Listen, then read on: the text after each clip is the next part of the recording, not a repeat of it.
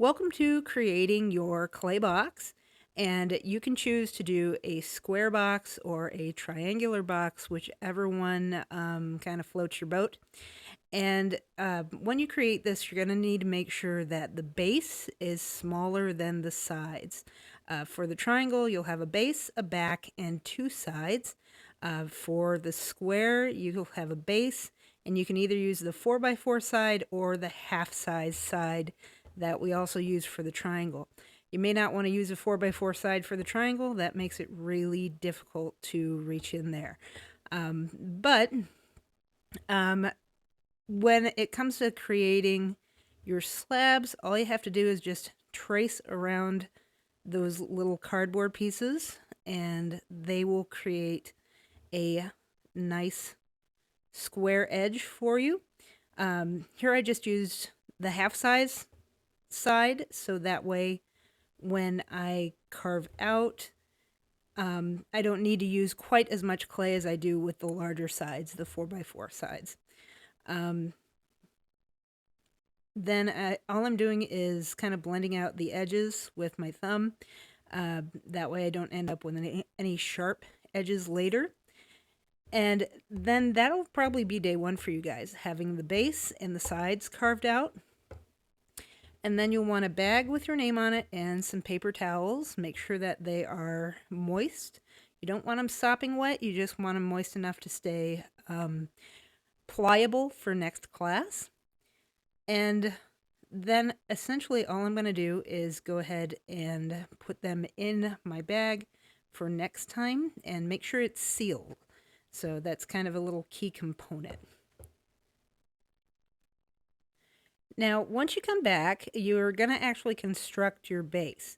So if you're doing a triangle, again, you've got the base and two sides and the back. I'm actually taking out my box. And when I put this together, I'm going to need slip, and I'm also going to need an old toothbrush that helps to scrub. Essentially, your slip is your clay glue. So anytime that you attach parts, you have to use that slip. And I'm going to do the sides of the base. So say you do the same thing with a triangle. You want to make sure you do the sides and anywhere they're going to attach. So once I pick this up, I'm going to line that side up and then figure out where everything kind of touches. So I'm going to do the end of the rectangle and then that front fascia of the previous rectangle. So what I'm doing now is I'm making sure everything is blended together. You want to make sure you can't see the seams between your side slab and your base. And you can also go ahead and kind of blend the inside areas as well, as long as you can. I use my fingers a lot. The gray one I'm using that looks kind of like a knife essentially is good for blending, and they all have different kind of ends to them. The sharp one that's a little more like a pencil, that's good for carving your name on the bottom.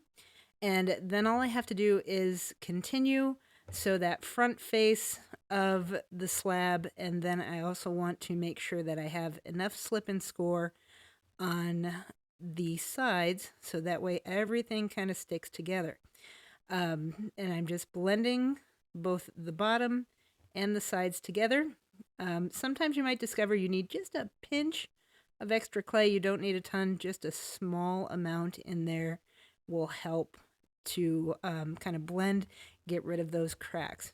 You might have noticed that as I'm going, I'm kind of cutting off any extra of the slab, and that will happen as well. Now currently I'm on my last one, and so I'm going to blend that base together and then go ahead, get rid of some of those extra pieces, and then blend the sides, and then that will be the end of what it is that I am doing for my second day, sometimes third day. If you ended up needing a third day to do this, that's perfectly fine.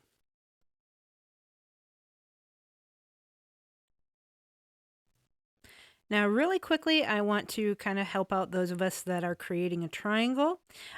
You're just a little bit different. You're creating a base, you're carving out two sides as well as a back. Now, when you construct this and put this together, you're going to notice that the back isn't much smaller than the sides itself.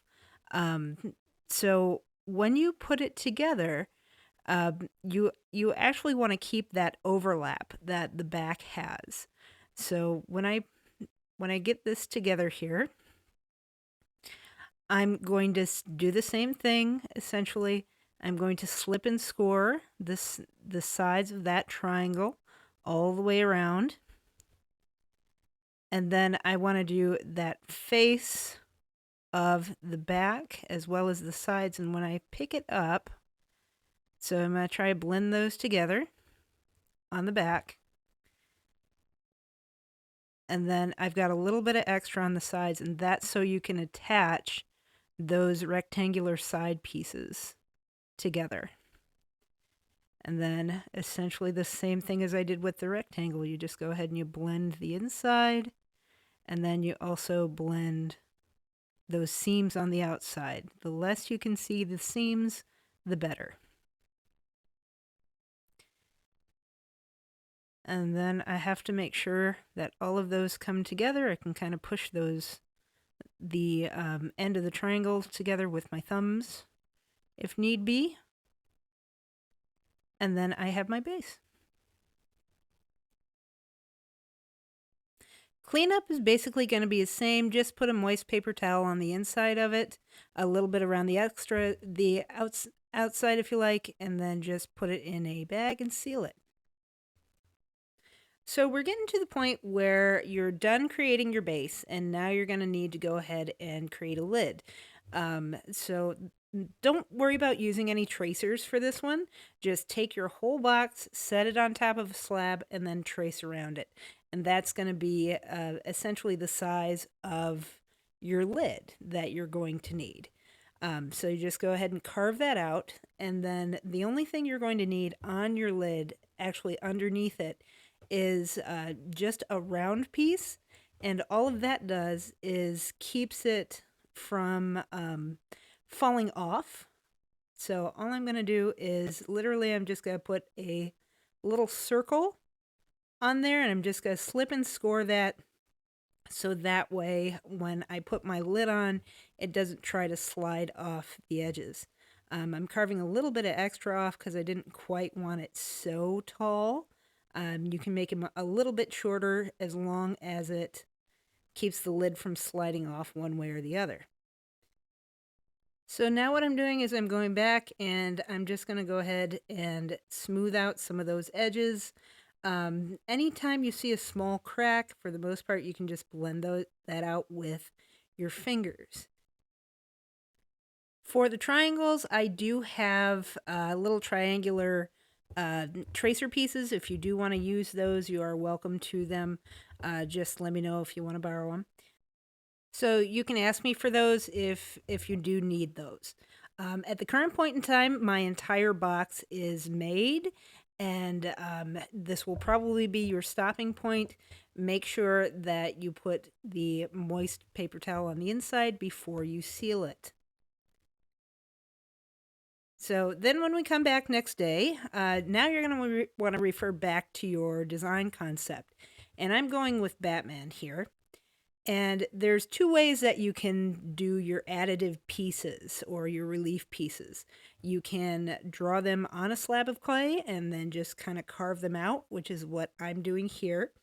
Or there's another way, which is you could add the clay and then carve them out. There's a little bit of a struggle with that though, especially with the lid, because you don't want the lid to collapse as you're working on it. So that can be a little bit tricky. And all I'm doing with my little Batman symbol here is I'm just pinching it, getting it the way that I want it before I slip and score it on there. Remember, every time you attach a piece, you have to slip and score. Otherwise, it will fall off. So I'm going to make sure I add that slip and also add it to your additive piece, the piece you're putting on there. See, now it wanted to collapse there real quick, so I picked it up, and I've actually got my fingers behind it as I'm pushing the Batman piece on there. And then I'm also blending, so that way I can't see the seams with my blending tool. Um, so I also want to show you, now I could end that there if I wanted to, because I only need one relief piece. However, I do want to show you the other way that you can add relief, which is essentially, I'm just going to do the side. I'm going to do my little Riddler triangle. I have plenty of options. So, but I'm just going to add slip and score a hunk of clay on there, and then I'm just going to start carving away. Now, the trick to this is you want to be careful not to carve too deeply. Again, that can cause havoc with your box. You don't want to carve away too much, otherwise you completely lose your sides. So then all I have to do is kind of I'm just going to keep continuing to carve and take things away until I'm happy with it, in essence. The very last thing you're going to need to do before you turn this in is make sure that you carve your name on the bottom of this. Next stages to this actually has to dry for 2 weeks and then go into what's called a bisque fire. That gets up to about 2,000 degrees. And then once it comes out of the kiln, then we will go ahead and glaze it. Now,